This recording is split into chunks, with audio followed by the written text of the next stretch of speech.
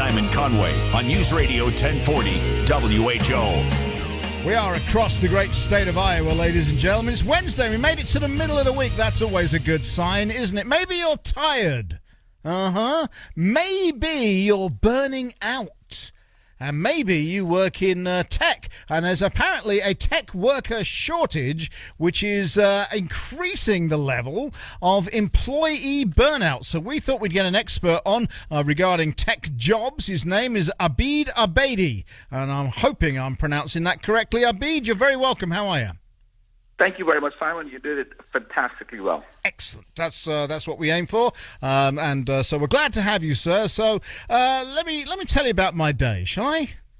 I'll tell you about my day. So I got out of bed at 3:20 this morning, and I'm in this studio, actually this very studio that I'm in right now, by 4 a.m., and I then did morning drive in Orlando, Florida, and that went through till 8 o'clock. I got up from this chair, I went home, I took my dog for a walk, and then I prepped the afternoon show, including this one. In fact, I texted you really early this morning to see if I could get you on the show, and then I came back, and now here we are doing an afternoon show. So are you always burnt out? Is it not like it's not just hard work, is it? Because if you love what you're doing, you're never working. I love what I'm doing. You got it right. But if you were an IT professional, Simon, you could have been just sitting at home and working and making lots of money. Without the drive, without anything. You could be in your pajamas and drinking coffee while working. So why are they burning out then? People have different sort of things that takes them off in terms of what they like, what they don't like. But as you said, if you enjoy what you do, it's not really work at all. But there is a lot of pressure. I think in corporate America, there's a lot of pressure for productivity increases. There's a lot of pressure on gross margins that companies are making. So there's a lot of work pressure, but working from home couldn't be that difficult or that hard. Right, yeah. I mean, when in the winter, when I prep my show, my puppy curls up typically on my feet. And so he'll curl up down there. He's a big boy. He's an 80-pound chocolate brown lab. He'll curl up on my feet, keep them warm while I prep the show. And he speaks English as well. And as soon as I say, "Okay, it's shower time," he heads for the stairs. He knows. That's how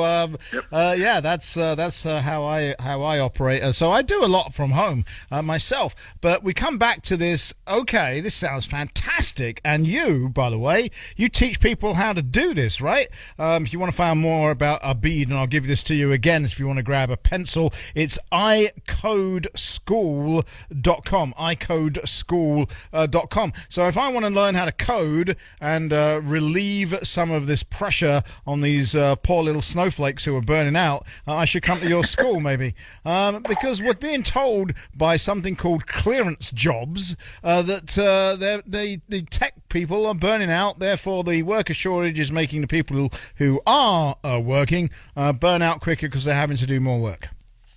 That's exactly the case. I mean, in my own case, I'm trying to hire tech people, and it's very, very tough to find good people. There's a tremendous shortage, and that's why iCode comes in very handy. If you think about it, according to the World Economic Forum, 65% of the jobs in 2030 have not been invented yet, not even created yet. So we have a huge tsunami of tech jobs that's coming up, and we really don't have the workforce to be able to work in these jobs. And we understand that in Iowa, perhaps more than other states, we have the lowest unemployment in the union right now. We know there's a big distribution center. They still won't tell us that it's Amazon, but trust me, it's Amazon coming. And that's going to be about 1,100 jobs. And I'm scratching my head and I'm thinking, well, do we have 1,100 people that can go work for them?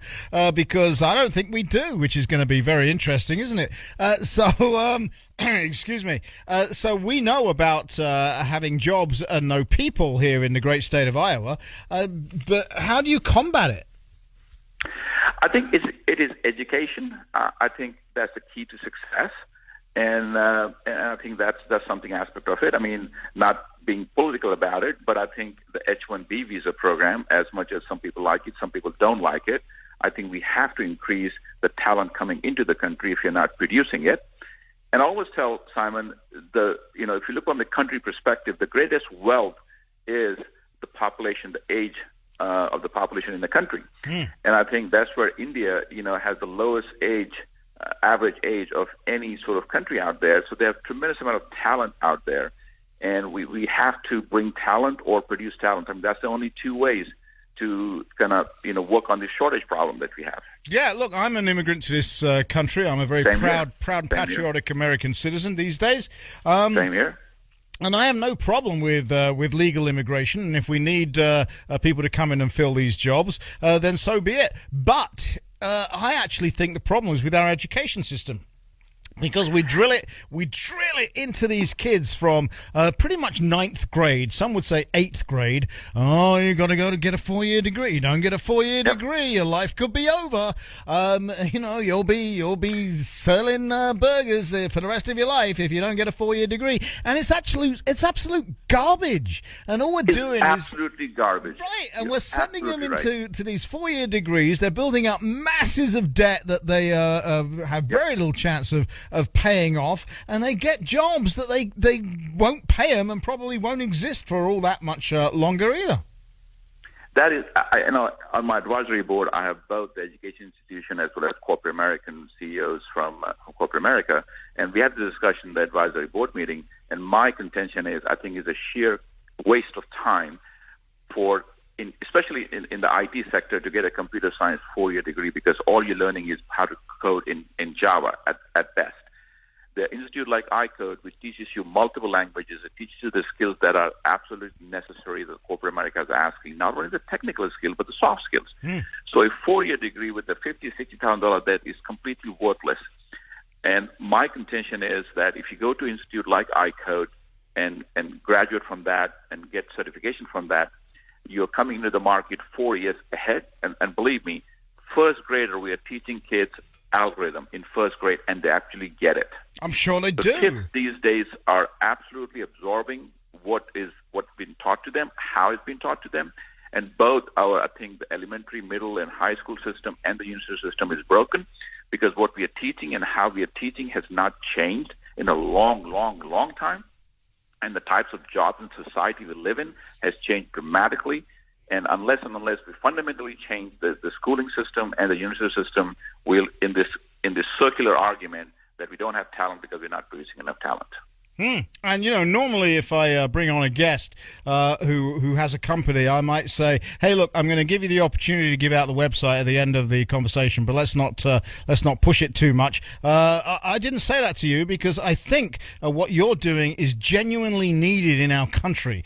We actually need more companies like yours because we need to cover a whole bunch of cities that you aren't doing yet because you're not big enough yet. So I don't mind you giving out the website, which is iCodeschool.com, because I really think it's needed. And, if we can divert one person who's listening to us right now, Abid, from going to do a 4-year basket weaving degree in a traditional university that's going to get them precisely nothing apart from $60,000 to $100,000 of debt, then you and I have done our work today and we can rest easy tonight. Absolutely right. I mean, that's what I tell the parents here. And also, I think it's important, Simon, that we get the kids involved in technology at an early stage. As you go later in life, it's difficult to get on with it. And a lot of parents, I think that, my kid is only, first grade, second grade. Do I need to really get them involved? Yes, absolutely yes. For God's sake, do it. Do it now so they grow up with the love of technology, how to create technology versus just use of technology. And that's what we teach at iCode. But I think the iCode, the other institute like iCode, and I think it's absolutely essential that parents get their kids early in, regardless whether they want to be in the computer industry or not. You have to know the programming. Programming is the language of the future, and it's absolutely imperative that they learn technology. Abid Abedi from iCodeschool.com. I will absolutely have you back. I've really enjoyed this conversation, and hopefully we saved one kid from coming out of university with a basket weaving degree and $100,000 worth of debt. Thank you so much, Simon, for having me. Really enjoyed it. You have a great rest of the day.